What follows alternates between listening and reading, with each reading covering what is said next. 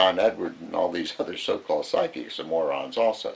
Okay, let's go from there. I see an M. I see an M. And of course somebody in the audience is going to jump up or yell, oh yes, an M, an M. I mean, how many millions of names are there with an M? Or I think J is another good one too. You know, John, James, Jonas, you know, on and on and on. So what this is called is cold reading. It's real simple. The guy throws out something. Someone pipes up, oh yes, that's John.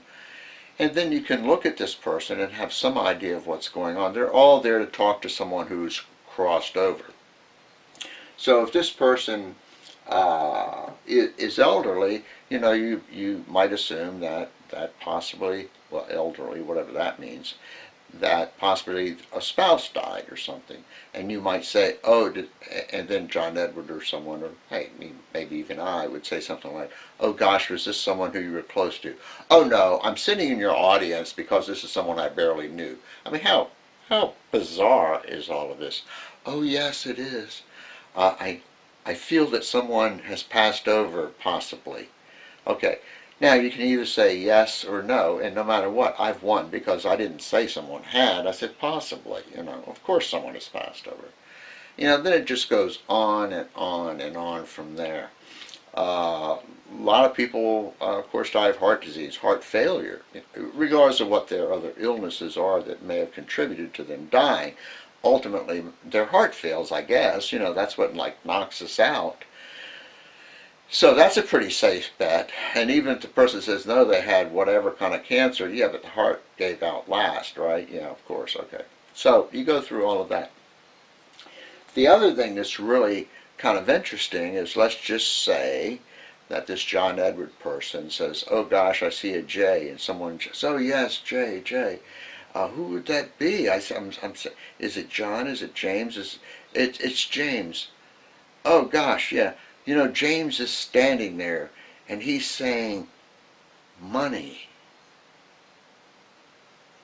Almost everyone who's died, there's some kind of money deal, whether it's the life insurance, whether it's savings, whether it's this, whether it's that, or jewelry, or photos. I mean, we all have like boxes of photos.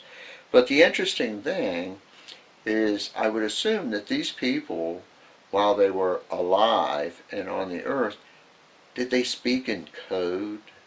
Like when they got up in the morning and you said, good morning, honey, do they speak in code like money, photos, jewelry?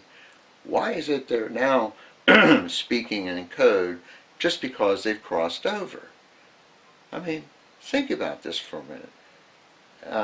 I'm assuming that if you're watching this, maybe I'm just whistling Dixie here and there's actually no one out there, but if you're watching this, you most likely don't believe in psychics. But if somehow you stumble across this thing, think about this for a minute. Would your loved one be speaking in code, jewelry, photos? I mean, that's ridiculous. And what kind of psychic is it who the best they can come up with is an initial? I mean, can you imagine paying these people? These people get what, $5,000-$10,000, these famous ones, for sitting down with you for a few minutes. People. No, I can't prove that someone's not psychic. But in the hundreds of years that people have claimed they are psychic, none of them have ever proved they are psychic. If you've had someone die recently or whenever, and you really want to talk to them and communicate with them and things like that, I can understand the desperation. I can understand you going to this whack job John Edwards, or whatever his name is, and going, you know, or calling the Sylvia Browns of the world. But folks, there's no such thing as a psychic.